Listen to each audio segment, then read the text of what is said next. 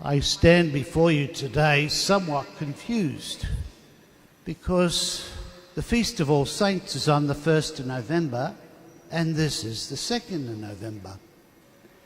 And there are two major feasts, 1st of November All Saints and 2nd of November All Souls. So I'm asking myself, what happened to All Souls?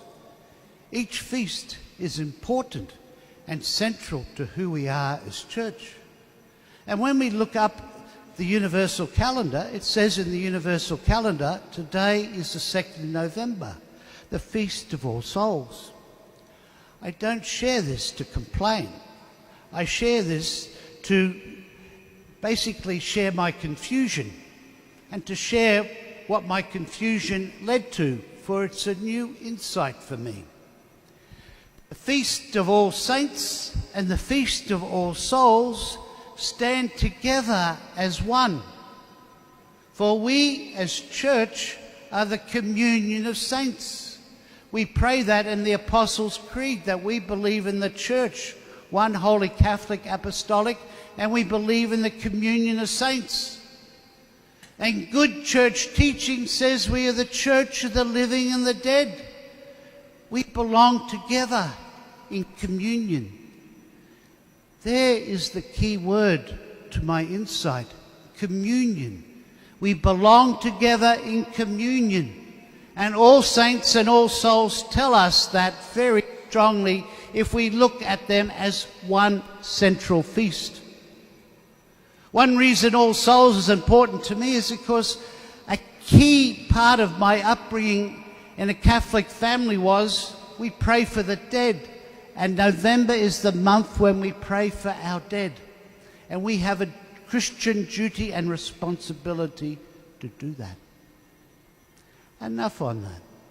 2 weeks ago, I had the great honour, blessing and privilege to spend 3 hours in Notre Dame Cathedral in Paris. I was taken there by a good friend, and it was 3 hours of organ recital, vespers and mass. And I'm sitting there in this grand cathedral of Europe, of the Western Church, and it is grand, full of history and culture. It's been rebuilt and it's more beautiful than ever. And despite all its grandeur and everything that's involved in this great church of Christendom, what I found as a humble, simple Catholic of the Universal Church was that spending 3 hours there was a simple time of prayer and worship. It was a time when I felt some sort of sense of communion with the divine. And that is a great gift. Communion. The other time that I felt communion was the blessed time, and I'm not wishing, I know all the things that went with it, was COVID. Because through our faith and through being part of church, we have communion with God and we also have communion with each other. During COVID, when we couldn't come together as church, as is our right and our duty, there were about half a dozen of us would go over to that lovely chapel over there every Sunday, and Mass would be Zoomed online. That experience of every Sunday, I can't explain it, for me was not one of alienation and isolation, but it gave me rather a great sense of communion. Communion with you or others who were part of us at that time of COVID. For the first time in my life, I understood what spiritual communion was, for it was real. I felt a strong sense of union with those who were part of me but weren't there. And they didn't need to be there for me to know that we were together. It was so strong in me. Communion. That's what we are about.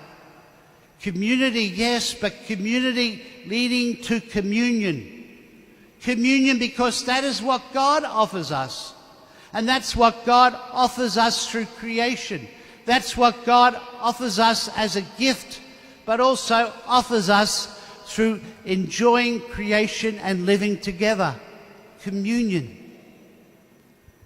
Pope Leo His motto comes from St. Augustine. And I hate to quote Latin because I don't know Latin. I'm just checking I'm under the 8 minutes, okay, the 10 minutes. That's very important because that's what Rome says. His motto is in illo uno unum, which comes from St. Augustine. And that translated basically means, in the one we are one. Communion. As church we belong together, and it's about communion. And it's communion that comes to us through being created by the one God, the living God, the loving God who brings us together. And it comes to us directly through his Son, Jesus the Christ. For Jesus the Christ is the head of the body, the head of the church. And the church is universal. And it's much more than just universal in terms of who we are today. It's the church of the living and the dead. It's the church of the communion of saints. We are called to be holy people through baptism. We are all called to be saints. We belong together. We are one in the one. Jesus the Christ draws us together as church.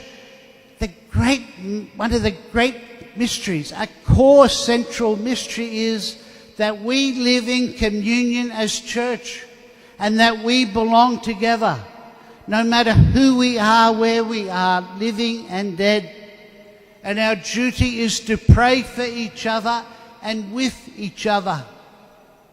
We pray to the saints as our intercessors. We pray for our dead because they are part of us. Our church is a communion. So on the Feast of All Saints, we don't just remember, and it is important to remember, those who went before us. More importantly is to remember those who are part of us. And they are all the saints of all times, the truly universal church that is much bigger than us, and that enriches us, nourishes us, and gives us so much depth because of what we belong to and who we are as one together, living and dead with the one God. I find that an incredible mystery that should enliven us, enrich us, and enable us to go through every moment of every day, no matter what we face, because we are not doing it alone, we are not going it alone. We are accompanied by the church, the communion of saints. That is who we are. And if I learned anything going around churches of Paris and maybe beyond, it struck me, to be truly universal, we need to be in touch with the specific and the particular. And to be truly church at the particular and the specific, we need to be in touch with the universal. For it is much bigger than who we are and what we see before us. We are part of the communion of saints. We are part of the communion of the church with the living God, with Jesus as our head. In illo uno unum.